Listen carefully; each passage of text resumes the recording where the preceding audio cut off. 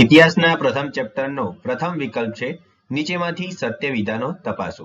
સત્ય વિધાનો તપાસોમાં પ્રથમ વિધાન છે કે ભારત ઉત્તર દક્ષિણ 3214 કિલોમીટર જેટલી લંબાઈ ધરાવે છે. બીજો વિધાન છે ભારત પૂર્વ પશ્ચિમ 2933 કિલોમીટર જેટલી લંબાઈ ધરાવે છે. ત્રીજું વિધાન ભારતનો વિસ્તાર 32.8 લાખ ચોરસ કિલોમીટર જેટલો છે. અને ચોથું છે ભારત એક દ્વીપકલ્પ છે. તો આપણે મિત્રો જોઈએ કે તમને કેવી રીતના આને સોલ્વ કરો. સત્ય વિધાનો પૂછ્યા છે. સત્ય વિધાનો પૂછ્યા છે એટલે આપણે ઓન એન એવરેજ જોઈએ આંકડાકીય માહિતી આપણને ખબર ના હોય તો આપણે જઈશું ભારત એક દ્વીપકલ્પ છે. આ વિધાન આપણને ખબર પડે કે ભારત શું છે? એક દ્વીપકલ્પ છે. કેમ કે ભારતની ત્રણેય બાજુ, આ નીચેનું દક્ષિણ બાજુ જો તમે આ સાઈડ જો પશ્ચિમ, આ દક્ષિણ જુઓ અને આ બાજુ આ વિસ્તાર જુઓ તો ત્રણેય બાજુ પાણી છે ને આ બાજુ એની ઉત્તરની બાજુ માત્ર શું જોવા મળે? તમે જમ્મુ કાશ્મીર આ બાજુ તમને જમીન જોવા મળે. ત્રણેય બાજુ પાણી હોય અને એક બાજુ જમીન હોય એવા વિસ્તારથી એવો વિસ્તાર તમને અહીંયા આપણા ભારતની આજુબાજુ જોવા મળે છે. એટલા માટે આપણો જે ભારત દેશ છે એક દ્વીપકલ્પ છે. માટે ચોથો વિકલ્પ સાચો થાય. તો આપણે સત્ય વિધાનોમાં ચોથો જવાબ તો આવો જ જોઈએ. તો અહીંયા ચોથો અહીંયા છે સી અને ડી માં. તો મતલબ પહેલો અને ત્રીજો જે છે એ જવાબ આવશે નહીં. બરોબર, એલિમિનેશન પદ્ધતિ બેસ્ટ છે. તો આ બધામાં જોઈશું. હવે જુઓ સી અને ડી માં જોઈશું તો પહેલો, ત્રીજો અને ચોથો આ ત્રણ આપ્યા છે. અને ડી માં શું છે? પહેલો, ત્રીજો. આમાં પણ પહેલો છે, ત્રીજો છે અને ચોથો છે. તો માત્ર ને માત્ર હવે આપણે બીજું જ વિધાન વાંચવાનું હોય. કયું વિધાન વાંચવાનું હોય? બીજું જ વિધાન. તો બીજું જોઈશું. ભારત પૂર્વ પશ્ચિમ 2933 કિલોમીટર જેટલી લંબાઈ ધરાવે છે. તો હા મિત્રો, આ વિધાન સત્ય છે. તો આમ જોઈએ તો બીજું પણ સાચું છે. એટલે કે જવાબ કયો થઈ જશે? ડી ઓપ્શન થઈ જશે. તો મિત્રો જુઓ, તો આપણે અહીંયા માત્ર બે જ વિધાનો વાંચ્યા અને બે વિધાનો વાંચી અને સીધો જવાબ મેળવ્યો. તો અહીંયા ચારે વિધાનો આપણે વાંચવાના થતા નથી. જો ચારે વિધાનો વાંચવા જશો તો પરીક્ષાની અંદર ટાઈમ પૂરો થઈ જશે અને પેપર બાકી રહી જશે. પરીક્ષાની અંદર બીજી આ પ્રકારની પણ પેટર્ન પૂછાતી હોય છે. ક્વેશ્ચન નંબર 2 છે આપણો, નીચેમાંથી સત્ય વિધાનો જણાવો. તેમાં એ ઓપ્શન છે ઈસવીસનની 12મી સદીમાં કલ્હણે રાજ તરંગીણી નામનો ગ્રંથ લખ્યો. બીજું છે આ ગ્રંથ કાશ્મીરના ઇતિહાસ સાથે સંકળાયેલ છે. સી છે એ અને બી બંને સાચા છે. ડી છે એ અને બી બંને ખોટા છે. તો મિત્રો આ પ્રકારનો ઓપ્શન હોય એટલે થોડુંક ટફ પડે, કારણ કે 1 2 3 4 વાળામાં થોડું ઈઝી રહે અને આમાં થોડું ટફ પડતું હોય છે. તો આપણે જોઈએ કે 12મી સદીમાં કલ્હણે રાજ તરંગીણી નામનો ગ્રંથ લખેલો છે. એ ગ્રંથ પાછો કાશ્મીરના ઇતિહાસ સાથે સંકળાયેલ છે. તો મિત્રો આ તમને માહિતી ખબર હોય તો જ તમને આઈડિયા આવે. અહીંયા ઓપ્શન છે સી, બંને સાચા વિધાનો છે. તો બીજી રીતે તમે આને ટ્રીકી રીતે જોવા જાવ તો કઈ રીતના સોલ્વ કરી શકાય? તો કદાચ તમે જોશો તો પેપર સેટર જે છે એ કોઈ ફકરામાંથી ક્વેશ્ચન વિધાનો બનાવતો હોય છે. તો જુઓ, આ તમને ફકરો જેવું લાગે. ઈસવીસનની 12મી સદીમાં કલ્હણે રાજ તરંગીણી નામનો ગ્રંથ લખ્યો અને આ અહીંયા વચ્ચે અને નથી, અને આ ગ્રંથ કાશ્મીરના ઇતિહાસ સાથે સંકળાયેલ છે. આવું આપણે થોડું એઝમ્પશન કરી શકીએ, વિચારી શકીએ કે ના, આ જે પેપર સેટરે જે તે ચોપડીમાંથી પેપર આ પ્રશ્ન બનાવ્યો છે, આ પ્રશ્ન ક્યાંક ને ક્યાંક ફકરામાંથી ઉઠાયેલ છે ને એને એ ફકરાના બે વિધાનો બનાવી દીધેલા છે. તો આ વિધાન શું થઈ શકે? બંને વિધાન શું છે? અહીંયા સાચા છે. ત્રીજો પ્રશ્ન છે પ્રાચીન ભારતનો ઇતિહાસ જાણવા માટે રોયલ એશિયાટિક સોસાયટી ઓફ બેંગાલની સ્થાપના ક્યારે કરવામાં આવી? આ ફેક્ચ્યુઅલ ડેટાબેઝ છે. આ તમને ખબર હોય તો જ આઈડિયા આવે. તો કદાચ થોડું ઘણું આઈડિયા લગાવો કે આપણા ભારતના ઇતિહાસ અને સંસ્કૃતિને જાણવા માટેનું જે કામ જે છે એ અંગ્રેજોએ કરેલું છે. ઓકે, એટલે અંગ્રેજો જ્યારે આયા ત્યાર પછીનો સમયગાળો તમે અંદાજિત વિચારી શકો. અને એ પણ કેવા કે અંગ્રેજોને સર્વસ્વ હાસિલ થઈ ગયું, રાજકીય પ્રવેશ મેળવ્યો. એ સમયગાળો તમે વિચારો તો તમને થોડો ઘણો આઈડિયા આવે કે એક બે ઓપ્શન નીકળે.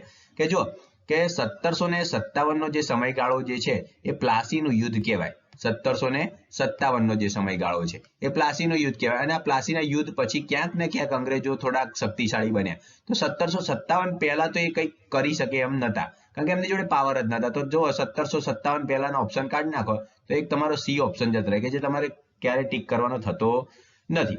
ક્લિયર છે?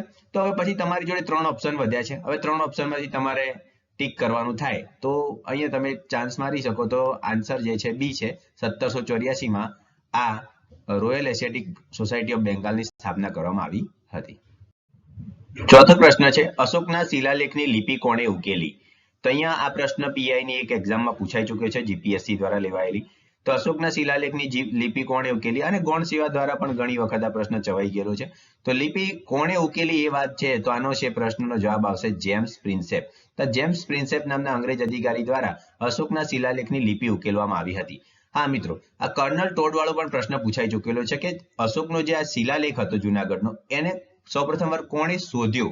તો જવાબ આવશે કર્નલ ટોડ. પરંતુ અહીંયા લિપિ ઉકેલવાની વાત છે તો તમારો જવાબ આવશે James Prinsep. Question number 5, early history of India પુસ્તક કોણે લખેલું છે? આ બધા ફેક્ચ્યુઅલ ડેટાબેઝ છે પ્રશ્ન, તમારે વાંચવાથી જ આવડશે. તો આનો જવાબ છે મિત્રો એ વિન્સ્ટન આર્થર સ્મિથ. આ બ્રિટિશ લેખક છે જેમણે ભારતના ઇતિહાસ વિશે બહુ બધું સંશોધન કર્યું છે અને ઘણા બધા પુસ્તકો પણ લખ્યા છે. એમાંનું એક પુસ્તક છે અર્લી હિસ્ટ્રી ઓફ ઇન્ડિયા. છઠ્ઠો પ્રશ્ન છે ધ વન્ડર ધેટ વોઝ ઇન્ડિયાના લેખક કોણ છે? તો ધ વન્ડર ધેટ વોઝ ઇન્ડિયાના લેખક છે મિત્રો A.L. બાસમ. તો A.L. બાસમ નામના ઇતિહાસકાર દ્વારા આ પુસ્તક લખવામાં આવેલું છે. સાતમો પ્રશ્ન છે introduction in the study of Indian history પુસ્તક કોણે લખ્યું છે? તો introduction in the study of Indian history નામનું પુસ્તક જે છે એ ડી.ડી. કોસાંબી દ્વારા લખવામાં આવેલું છે. તો મિત્રો ડી.ડી. કોસાંબી દ્વારા introduction in the study of Indian history પુસ્તક લખેલ છે. આઠમો પ્રશ્ન છે પ્રાચીન અવશેષોનો સમય નક્કી કરવા માટે કઈ પદ્ધતિનો ઉપયોગ કરાય છે? તો પ્રાચીન અવશેષોનો સમય નક્કી કરવા માટે option D C14 carbon dating જે પદ્ધતિ જે છે C14 એનો ઉપયોગ કરાય છે. કોઈ પણ વસ્તુ કેટલી પ્રાચીન છે તે જાણવા માટે આ C14 પદ્ધતિનો ઉપયોગ કરવામાં આવે છે. બહુ વાર આ પ્રશ્ન પૂછાઈ ચૂકેલો છે. નવમો પ્રશ્ન છે નીચેમાંથી સત્ય વિધાનો તપાસો. એ છે પ્રાચીન અવશેષોનો સમય નક્કી કરવા માટે કાર્બન ડેટિંગ પદ્ધતિ C14 નો ઉપયોગ થાય છે. આ વિધાન સાચું છે. બીજું, પરાગલિંગ વિશ્લેષણ વડે પણ વનસ્પતિના અવશેષોની ઉંમર જાણી શકાય છે. તો મિત્રો આ પણ વિધાન સાચું છે. વનસ્પતિના અવશેષોની ઉંમર આપણે પરાગ વિશ્લેષણ વડે પણ જાણી શકીએ છીએ. માટે આ બંને વિધાનો સાચા હોવાથી ઓપ્શન સી સાચો છે. એ અને બી બંને સત્ય છે. 10મો પ્રશ્ન છે ઋગ્વેદ વિશે સત્ય વિધાનો જણાવો. પ્રથમ વિધાન છે ઋગ્વેદ સૌથી પ્રાચીન વેદ છે. હા મિત્રો, સૌથી પ્રાચીન વેદ ઋગ્વેદ છે, માટે પહેલું વિધાન સત્ય છે. બીજું, તેની રચના ઈસવીસન પૂર્વે 1500 થી ઈસવીસન પૂર્વે 1000 માનવામાં આવે છે. તો હા મિત્રો, અહીંયા ઈસવીસન પૂર્વે ખાસ ધ્યાન રાખવાનું, પરીક્ષામાં પૂર્વે ના લખેલું હોય તો ખોટું પડી જાય વિધાન. માટે આ વિધાન પણ સત્ય છે કે ઈસવીસન પૂર્વે 1500 થી 1000 માં આ ગ્રંથની રચના થઈ હતી. ત્રીજું છે ઋગ્વેદમાં 1028 સૂક્તો અને 10 મંડળો આવેલા છે. મિત્રો આ વિધાન પણ સત્ય છે. તો ત્રીજું પણ સત્ય છે. માટે આનો જવાબ થશે ચોથું, ઉપરના તમામ વિધાનો સત્ય છે. 11મો પ્રશ્ન છે નીચેમાંથી સત્ય વિધાનો જણાવો. ઉપનિષદોને વેદાંત કહેવાય છે. મિત્રો સાચી વાત છે કે ઉપનિષદોને છે વેદાંત કહેવામાં આવે છે, કે વેદોના અંતમાં રચાયા હોવાના કારણે આને વેદાંત કહેવાય છે. બીજો પ્રશ્ન છે ઉપનિષદોની સંખ્યા 100 કરતા પણ વધારે છે, એટલે કે 100 કરતા વધારે છે. તો સાચી વાત છે, ઉપનિષદોની સંખ્યા 100 કરતા પણ વધુ છે. ત્રીજો છે ઉત્તર વૈદિક કાળ ઈસવીસન પૂર્વે 600 વર્ષ સુધીનો ગણાય છે.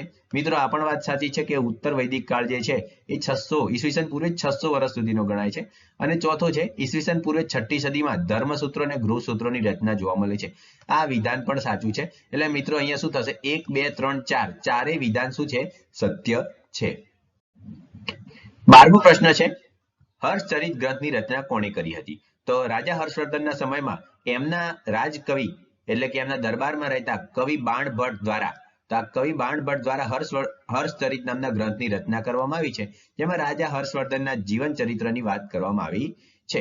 મિત્રો રાજા હર્ષવર્ધન દ્વારા પણ બીજા 3 ગ્રંથોની રચના થઈ છે, માટે અહીંયા કન્ફ્યુઝ ના થતા હર્ષચરિતની વાત આવે તો બાણભટ્ટ જ આવશે.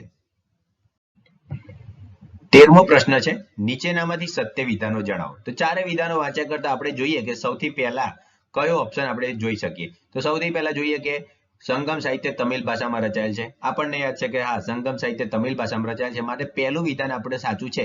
તો બીજો ઓપ્શન જે છે એમાં પહેલું વિધાન નથી, એટલે બીજો ઓપ્શન નીકળી જશે. હવે વાત કરીએ બીજું જોઈએ કે મદુરાઈમાં 3 સંગમ ભરાયા હતા. એ વિધાન તમને ખબર ના હોય તો કઈ નહીં, પણ શિલ્પાદિગારમ અને મણિમેખલાઈ સંગમ સમયના મહાકાવ્યો છે. તો આટલી તમને આઈડિયા આવે કે આ શબ્દ પરથી તમિલ શબ્દો જે છે અને એમનું નામ પણ છે. તો આ ખબર હોય તો ચોથો જે વિધાન જોઈએ ચોથું સાચું છે. એટલે કે ચોથું સાચું છે એટલે કે શું અહીંયા ચોથું નથી, એટલે એ ઓપ્શન પણ નહીં આવે. હવે તમારી જોડે 2 વધ્યા વિધાન સી અને ડી. તો અહીંયા જો 1 3 4 અહીંયા પણ છે, 1 3 અને 4 અહીંયા પણ છે. માત્ર આપણે બીજું જોવાનું રહેશે, એટલે ત્રીજું ઓટોમેટિકલી સાચું થઈ જશે. ત્રીજું શું થઈ જશે? ઓટોમેટિક સાચું થઈ જશે, કારણ કે ઓપ્શન સી અને ડી વધે અને ત્રીજું તો બંનેમાં છે. એટલે આપણી જોડે ઓપ્શન બીજો વધે. બીજું સાચું હશે તો જવાબ ડી આવશે, બીજું ખોટું હશે તો જવાબ સી આવશે. તો મદુરાઈમાં 3 સંગમ ભરાયા હતા. આ વિધાન સત્ય છે, એટલે આપણો જવાબ થશે ડી. એટલે કે 1 2 3 4 ચારે વિધાન સત્ય છે. ચોથો પ્રશ્ન છે નીચેનામાંથી અસત્ય વિધાનો જણાવો. અસત્ય એટલે કે ખોટું કયું વિધાન છે એ તમારે જોવાનું છે. તો મિત્રો જોઈએ પહેલા, ભારતના સૌથી જૂના સિક્કા પંચમાર્ક કહેવાય છે. માટે આ વિધાન સત્ય છે કે ભાઈ બીજું વિધાન આપણે પહેલા જોઈએ કે જનરલી આપણને ખબર હોય કે પંચમાર્કના સિક્કાઓ કહેવાતા. તો બીજું વિધાન સત્ય છે એટલે કે આ ઓપ્શન તો ના આવે કારણ કે અહીંયા અસત્ય પૂછ્યું છે એટલે કે બીજું તો છે એટલે આ નહીં આવે. જ્યાં બીજું હોય એ જવાબમાં નહીં આવે કેમ કે બીજું તો સત્ય છે, આપણને ખોટું પૂછ્યું છે. હવે જોઈએ બે ઓપ્શન વધ્યા, ત્રીજું અને ઓપ્શન બી અને ઓપ્શન સી. જો ત્રીજું અહીંયા છે, અહીંયા પણ છે, બરોબર, એટલે ત્રીજું તો ખોટું હોવાના ચાન્સ વધી ગયા. હવે ઓપ્શન ચોથું જો ખોટું હોય તો તકલીફ છે. જોઈશું કયો જવાબ આવે. તો ચોથો ઓપ્શન જોઈએ, આ સિક્કાનો સમયગાળો ઈસવીસન પૂર્વે 5મી સદીનો ગણાય છે. તો ઈસવીસન પૂર્વે 5મી સદીનો ગણાય છે મિત્રો, તો આ વિધાન તો સત્ય છે. માટે આ વિધાન ચોથું સાચું છે એટલે એ પણ નહીં આવે. તો તમારી જોડે આન્સર કયો થઈ ગયો ઓટોમેટિક? બી. તો માત્ર 3 સાચું છે. તો અહીંયા આપણે જોયું કે કેટલા વિધાન વાંચ્યા, એક આ વિધાન વાંચ્યું અને એક આ વિધાન વાંચ્યું. બે જ વિધાન વાંચી અને આ પ્રશ્નનો આપણે જવાબ આપી શક્યા. તો સમયનો બચાવ થશે તો જ પરીક્ષા પાસ કરી શકાશે. ક્વેશ્ચન નંબર 15 છે, નીચેમાંથી સત્ય વિધાનો જણાવો. અહીંયા સાચા શોધવાના છે. તો મિત્રો કોઈ પણ એક વિધાન આપણે જોઈ લઈએ કે તમને આઈડિયા આવી જશે. જો અહીંયા પહેલું જો ઓપ્શનમાં જો પહેલું બધામાં છે, પ્રથમ અહીંયા બધામાં આપેલું છે એકડો, મતલબ પહેલું તો સાચું જ છે. હવે પહેલું વાંચવાનો કોઈ મતલબ થતો નથી. તો જોઈએ કયું વિધાન એક જોઈએ, બીજું એવું કયું જોઈએ. તો જો મિત્રો અહીંયા આપણને ત્રીજું જોવા લાયક છે, ત્રીજું ત્રણેયમાં છે, એક અહીંયા પણ છે, અહીંયા પણ છે. બીજો ઓપ્શન જો અહીંયા બીજો ઓપ્શન પણ ત્રણેયમાં છે. મતલબ આપણે સીધું ચોથું જ જોઈએ કે જે બેમાં જ છે, એક આમાં છે અને એમાં ને ડીમાં છે. તો ચોથું વાંચીએ પહેલા. નાસિકની આસપાસ સાતવાહનના શિલાલેખ મળી આવ્યા છે. તો નાસિકનો જે વિસ્તાર છે તમને ખબર હશે, વાંચ્યું હશે ક્યાંક ને ક્યાંક કે સાતવાહન જે લોકો હતા આંધ્રપ્રદેશ એની શું કે મહારાષ્ટ્રની આજુબાજુના જે વિસ્તારોમાં તમને જોવા મળે છે. તો ચોથું વિધાન જે છે સત્ય છે. માટે શું થશે, જે ચોથું નહીં હોય ને એ નહીં આવે, એક જ નીકળી જશે ઓટોમેટિક, કારણ કે ચોથું સત્ય છે, અહીંયા નથી અને અહીંયા ચોથો ઓપ્શન નથી. તો આ બે નીકળી ગયા. હવે તમારી જોડે વધ્યા એ અને ડી. તો એમાં જો એમાં 1 અને 3 અહીંયા પણ છે, 1 અને 3 અહીંયા પણ છે અને ચોથું પણ છે. એટલે એ પહેલું, ત્રીજું, ચોથું તો બંનેમાં છે. માટે એ તો બધા સાચા છે. માત્ર આપણે બીજું જોવાનું છે. જો બીજું સાચું હશે તો ડી ઓપ્શન આવશે અને બીજું ખોટું હશે તો એ ઓપ્શન આવશે. બીજું જો બ્રાહ્મી લિપિ જે છે ડાબેથી જમણે લખાતી, તો આપણે જેમ અત્યારે લખીએ છીએ એ રીતે જ આ બ્રાહ્મી લિપિ લખાતી. માટે આ વિધાન સાચું છે. એટલે શું થઈ જશે? ઓપ્શન ડી, 4 વિધાન સત્ય થઈ જશે. એટલે આપણે જુઓ કે બીજું વિધાન વાંચ્યું અને બીજું કયું વાંચ્યું? ચોથું વિધાન. આમ બે જ વિધાનો વાંચવાથી આપણને સીધો જવાબ મળી ગયો. બે વિધાનો વાંચો અને જવાબ મળી જાય તો તમારો સમયનો બચાવ થાય. પ્રશ્ન 16મો છે, નીચેમાંથી સત્ય વિધાનો જણાવો. હજી આમાં પણ સત્ય પૂછ્યું છે. હરિસેન દ્વારા સમુદ્રગુપ્તનો પ્રયાગ પ્રશસ્તિ અભિલેખ લખાયો છે. આ વિધાન સત્ય છે. આ જે પ્રયાગ પ્રશસ્તિ જે અભિલેખ જે છે એ ઓલરેડી અશોકે જે અભિલેખ લખ્યો તો એની નીચે કે ઉપર લખાયેલો છે, એ જ અભિલેખ પર લખવામાં આવેલો છે. એટલે કે બીજું વિધાન પણ સાચું છે કે સમુદ્રગુપ્ત જે છે એમણે અશોકના જે અભિલેખ હતો એમાં જ લખાવડાયો છે. એટલે કે બીજું પણ સાચું છે. ત્રીજું, ગ્વાલિયરના પ્રશસ્તિ લેખ રાજા ભોજની છે. હવે રાજા ભોજ જે છે તમને માળવાની રાજા કહેવાતા ફેમસ રાજા છે. તો ગ્વાલિયર તમને નજીક પડે એટલે ખબર પડી જાય કે આ વિધાન પણ સાચું છે.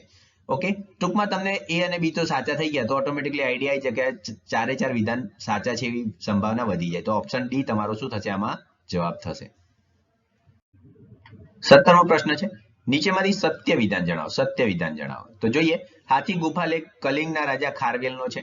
આ તમને ખબર છે. તો પહેલા અહીંયા આપણે ઓપ્શન પર જઈએ. સૌથી પહેલા જો પહેલો ઓપ્શન જે છે એ બધામાં છે, માટે સત્ય પૂછી છે તો પહેલો તો વાંચવાનું આવતું નથી. તો જોઈએ કયો ઓછો છે, તો ચોથો જોઈએ આપણે. ચોથો અહીંયા છે ને અહીંયા બે જ વિકલ્પમાં છે એટલે તમને 50-50 ખબર પડી જશે. જો ચોથો સાચો થશે તો બી ને ડી જવાબ આવે, બી ને ડી માંથી ઓપ્શન હશે અને ચોથો ખોટો હશે તો એ ને સી વધશે આપણી માટે. તો જો ચોથો જોઈએ, એહોલ અભિલેખ પુલકેશી બીજાનો છે. હા મિત્રો, આ વિધાન સત્ય છે કે એહોલનો જે અભિલેખ છે પુલકેશી બીજા જે બહુ મહાન રાજા થઈ ગયા જેમણે હર્ષવર્ધનને હરાવ્યા હતા, તો એમનો અભિલેખ છે. માટે ચોથો જવાબ તો આવશે. એટલે કે ચોથો જ્યાં ના હોય એ વિધાન કાઢી નાખો. એટલે એ ગયું અને સી ગયું. ઓકે, હવે વધ્યા બી અને ડી. તો જો અહીંયા 1, 3, 4 અહીંયા આપ્યું છે, અહીંયા પણ 1, 3 અને 4 આપ્યું છે. માટે 1, 3, 4 તો વાંચવાની જરૂર નથી. હવે સીધું બીજું જોઈએ, ગૌતમીનો નાસિક ગુફા અભિલેખ છે. તો વાત સાચી છે મિત્રો. આગળ આપણે જોયા કે સાતવાહન રાજાઓ જે છે નાસિકના લગતી આગળના પ્રશ્નમાં આપણે જોઈ ગયા. તો સાતવાહન રાજા છે ગૌતમી પુત્ર શાંતકર્ણી, તેમનો ગુફાલેખ તમને જોવા મળે છે. માટે બીજું વિધાન સત્ય હોવાથી અહીંયા આપણો ઓપ્શન થઈ જશે. જવાબ શું આવશે? ડી. 18મો પ્રશ્ન છે, અસત્ય વિધાનો જણાવો. અસત્ય એટલે કે ખોટું વિધાન આપણે જોવાનું છે. ભૂમિદાન પત્રો તાંબાના પતરા પર લખવામાં આવતા હતા. તો આપણે વિચારી શકીએ કે ભૂમિદાન જે તે સમયે રાજાના સમયમાં તાંબુ થોડુંક વધારે પડતું સસ્તું પણ હતું અને એના પર લખી પણ શકાતું, એટલે કે આ વિધાન સત્ય છે, એટલે કે એ વિધાન સત્ય છે, એટલે આમાં જવાબમાં નહીં આવે. બરોબર. બીજું છે ગુપ્તકાળના અભિલેખો સંસ્કૃતમાં જોવા મળે છે. આ વિધાન પણ સત્ય છે. કારણ શું છે કે ગુપ્તકાળ જે હતો એમાં સંસ્કૃત ભાષા રાજભાષા હતી. ત્રીજું છે તુર્કીમાં આવેલા બોગજકોઈ નામના સ્થળેથી ઈસવીસન પૂર્વે 1400 નો અભિલેખ મળ્યો છે. હા મિત્રો, આ બોગજકોઈ નામનો જે અભિલેખ છે તુર્કીમાં જ આવેલો છે અને એમાંથી ભારતના લગતી થોડી ઘણી માહિતી આપણને જોવા મળે છે, ભારતના ઇતિહાસના લગતી. ચોથું છે પર્સિપોલસ અને બહિસ્તૃતન અભિલેખોમાંથી મેસેડોનિયન આક્રમણની માહિતી મળે છે. તો મિત્રો, આ પર્સિપોલસ અને બહિસ્તૃતન અભિલેખોમાંથી માહિતી તો મળે છે આક્રમણની, પણ મેસિડોનિયન નહીં, ઈરાની આક્રમણની માહિતી મળે છે. શેની મળે છે? ભારત પર થયેલા ઈરાની આક્રમણની આપણને માહિતી મળે છે. માટે અહીંયા અસત્ય વિધાન છે, એટલે જવાબ શું આવશે? ચોથું, કે ભાઈ ચોથું વિધાન જે છે એ ખોટું છે. 19મો પ્રશ્ન છે નીચેમાંથી સત્ય વિધાનો જણાવો. સૌપ્રથમ આપણે ઓપ્શન તરફ જોઈશું. તો ઓપ્શન તરફ જોઈએ તો બીજો જે છે એ 2 માં જ છે. જુઓ અહીંયા બીજો જે ઓપ્શન છે એ 2 માં છે. તો બીજો જ વાંચીએ. ઈસવીસનની 9મી સદીમાં જાવામાં બોરોબુદુરનું મંદિર આવેલ છે. તો આ મિત્રો, જાવા, સુમાત્રા, ઇન્ડોનેશિયા જે છે ત્યાં હિન્દુ સંસ્કૃતિ પણ જોવા મળે છે અને ત્યાં જાવામાં બોરોબુદુરનું મંદિર આવેલું છે. માટે બીજો ઓપ્શન તો આપણે આવવો જ જોઈએ. એટલે કે પહેલો નીકળી ગયો, જ્યાં બીજો ઓપ્શન નથી એટલે બીજું નીકળી ગયું. હવે વધ્યું કયું છે? સી અને ડી. તો જુઓ મિત્રો, બીજું તો સાચું. હવે ખાલી ચોથું જોવાનું. જો ચોથું સાચું હોય તો આપણે જોઈશું કે કયો ઓપ્શન આવી શકે છે. મતલબ ચોથું નહીં જોઈએ, ચલો સીધું ત્રીજું જ જોઈએ, કારણ કે ત્રીજું નથી આમાં સી ઓપ્શનમાં. ત્રીજું જો સાચું હોય તો ડી આપશે અને ત્રીજું જો ખોટું હોય તો સી જવાબ આવશે. તો ત્રીજું જો ગુપ્તકાળ પછી મોટા પ્રમાણમાં મૂર્તિ સ્થાપત્ય જોવા મળે છે. મિત્રો સાચી વાત છે, કારણ કે ગુપ્તકાળની અંદર મંદિરો બનવાની શરૂઆત થઈ અને પછી આ મંદિરો પર અને મંદિરોની અંદર મૂર્તિ જોવા મળે, એટલે કે શરૂઆત થાય એના પછી જ આનો કોઈ પણ વસ્તુનો વિકાસ વધારે તમને જોવા મળે. એટલે કે આન્સર શું થઈ જશે? ડી થઈ જશે, કે અહીંયા ત્રીજો ઓપ્શન સાચો છે. એટલે બધા વિધાનો સાચા થશે. 20મો પ્રશ્ન છે નીચેમાંથી સત્ય વિધાનો જણાવો. પહેલો ઓપ્શન છે ચંદ્રગુપ્ત મૌર્યના સેલ્યુકસ નિકેટર રાજદૂત મેગેસ્થનીજ ભારતમાં આવીને રહ્યો. હા મિત્રો, સેલ્યુકસ નિકેટરનો જે રાજદૂત હતો મેગેસ્થનીજ એ ભારતમાં રહ્યો હતો અને ચંદ્રગુપ્ત મૌર્યના દરબારમાં રહેતો હતો. અને બીજું છે મેગેસ્થનીજ દ્વારા ઇન્ડિકા ગ્રંથ લખવામાં આવ્યો છે. હા મિત્રો, મેગેસ્થનીજે જે ઇન્ડિકા ગ્રંથ લખ્યો એમાં મૌર્ય વહીવટી તંત્રની તમામ માહિતી તમને જોવા મળે છે. સી ઓપ્શન ઇન્ડિકા ચંદ્રગુપ્ત મૌર્યના સમયની શાસન વ્યવસ્થા અને સમાજ વ્યવસ્થાની માહિતી આપે. ઓબ્વિયસલી મિત્રો, આ પણ વિધાન સાચું છે, એટલે કે આપણો જવાબ કયો થઈ જશે? ઓપ્શન ડી, તમામ વિધાન સત્ય છે. 21મો પ્રશ્ન છે અને છેલ્લો પ્રશ્ન છે નીચેમાંથી સત્ય વિધાનો જણાવો. પહેલું છે ટોલેમીએ નેચરલ જીઓગ્રાફી પુસ્તક લખ્યું. હા મિત્રો, નેચરલ જીઓગ્રાફી નામનું જે પુસ્તક જે છે એ ટોલેમી દ્વારા રચવામાં આવેલું છે. બીજું છે પેરિપલ્સ ઓફ ધ ઇરિથિયન શ્રી પુસ્તક ભારતના બંદરોની માહિતી આપે. હા મિત્રો, આ જે પુસ્તક છે એના લેખક અજ્ઞાત છે, પરંતુ આમાં ભારતીય બંદરોની માહિતી મળે છે આ પુસ્તકમાંથી. ત્રીજું સી ઓપ્શન છે ફાહિયા, નિતસિંગ અને યુએન સિંહ જેવા ચીની યાત્રીઓ ભારતની મુલાકાતે આવ્યા હતા. આ વિધાન તો આપણને ખબર જ છે કે સાચું છે. માટે જવાબ કયો થઈ જશે? ઉપરના તમામ વિધાન સત્ય છે. તો મિત્રો અહીંયા જવાબ થશે ઓપ્શન ડી. તો મિત્રો અહીંયા આપણે ચેપ્ટર 1 પૂરું કર્યું, જેમાં એક એક લીટીમાંથી જેટલા પણ વિકલ્પો બનતા હતા બધા જ મેં કવર કરી લીધા છે. તો ધોરણ 11ની ઇતિહાસની ચોપડી જે છે એનું પ્રથમ ચેપ્ટરના તમામ વિકલ્પો અહીંયા કવર કરી લેવામાં આવે છે. એક એક લાઈન વાંચીને મેં વિકલ્પો બનાવ્યા છે. હવે આપણે ચેપ્ટર 2 નેક્સ્ટ વિડીયોમાં જોઈશું. થેન્ક યુ વિદ્યાર્થી મિત્રો. હવે આપણે ધોરણ 11 ઇતિહાસનું ચેપ્ટર 2 આવતા વિડીયોમાં જોઈશું.